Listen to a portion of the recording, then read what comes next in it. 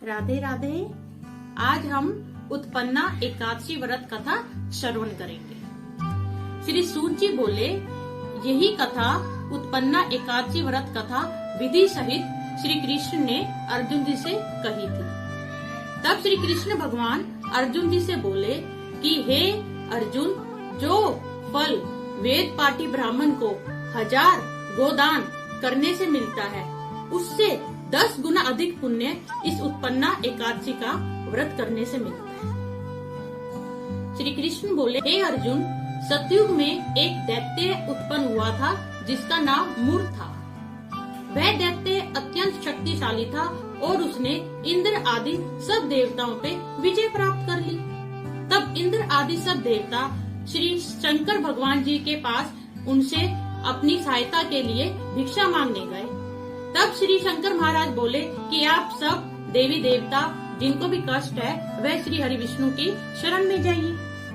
तब सब देवी देवता श्री हरि विष्णु के बैकुंठ धाम को गए, जहाँ पे श्री हरि विष्णु शेषनाग की शैया पे विश्राम कर रहे थे। जब सब देवताओं ने श्री हरि विष्णु से विनय पूर्ण सहायता की, जब प्रार्थना की, तब श्री हरि विष्णु बोले कि आप चंद्रावती नगरी को चलिए और मैं आपका उस मूर नामक जो राक्षस है उससे मैं जरूर रक्षा करूंगा। जो मूर जो नाम का जो राक्षस था वह अति बलशाली था और वह नाड़ी जंगम, जो कि ब्रह्म वंश से उत्पन्न हुआ था, उस दैत्य का पुत्र था।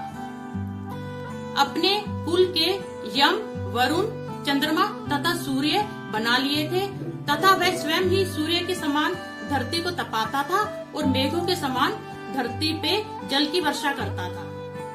तो विष्णु भगवान और मूर का भयंकर युद्ध छिड़ गया।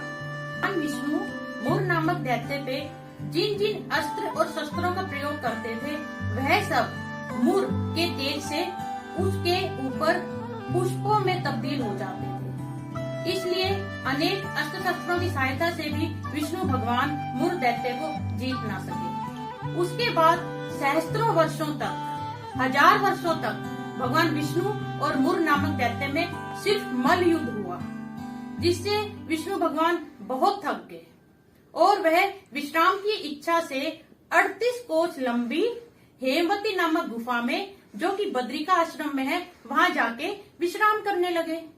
मूर दैत्य भी श्री विष्णु भगवान का पीछा करते हुए उसी गुफा के अंदर चला गया। परंतु जब तक मूर दैत्य पहुंचा तब तक श्री हरि विष्णु निद्रा की अवस्था में जा चुके थे। तो मूर ने सोचा कि ये निद्रा के अधीन है, तो क्यों ना मैं इनको मार गिराऊं।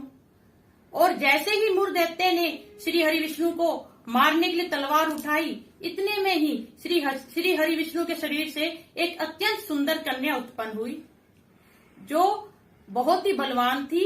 और उसने पहले तो मूर के अस्त्र शस्त्रों को काट डाला, उसके बाद उसके रथ का काट डाला, उसके बाद उसने मूर दैत्य के जो गर्दन जो होती है उसको उसने काट डाला। तब थोड़ी देर बाद जब विष्णु भगवान जी की जब निद्रा टूटी, तो वह यह देख के आश्चर्य में पड़ गए कि इतने बड़े बलवान दैत्य को किसने मार गिराया। इतने में वह कन्या हाथ जो के श्री हरि विष्णु भगवान को बोली कि मैं आपके ही शरीर से उत्पन्न एक कन्या हूँ और मैंने ही इस दैत्य का वध किया है। तो श्री हरि विष्णु बहुत प्रसन्न हुए और उन्हें बोले कि बेटा, उस कन्या को बोले, पुत्री, मैं तुम पे बहुत प्रसन्न हूँ, तुम्हारी जो भी इच्छा हो वह वरदान मांग लो। तब वह कन्या बोली कि आज के दिन मेरी उत्पत्ति हुई है, इसलिए जो भी आज के दिन मेरा व्रत करे उसके जीवन में कभी भी दुख या तकलीफ ना हो और अंत में वह मुक्ति को प्राप्त करे और आपके विष्णु लोक को जाए। तब श्री हरि विष्णु बोले कि तुम्हारी उत्पत्ति आज एकादशी के दिन हुई है, इसलिए आज से एकादशी तिथि मुझे अति प्रिय होगी और तुम्हारा नाम भी एकादशी होएगा। और मैं एकादशी तिथि को नौमी, 8वें और पूर्णिमा और जो ये चतुर्दशी आती है, इन सबसे अधिक प्रेम करूंगा। उस दिन के बाद श्री हरि विष्णु को एकादशी तिथि सब तिथियों से प्रिय है। कथा के अंत में श्री कृष्ण जी अर्जुन से बोले कि एकादशी व्रत का फल सब तीर्थों के फल से भी बढ़कर होता है। जय श्री कृष्णा। राधे राधे।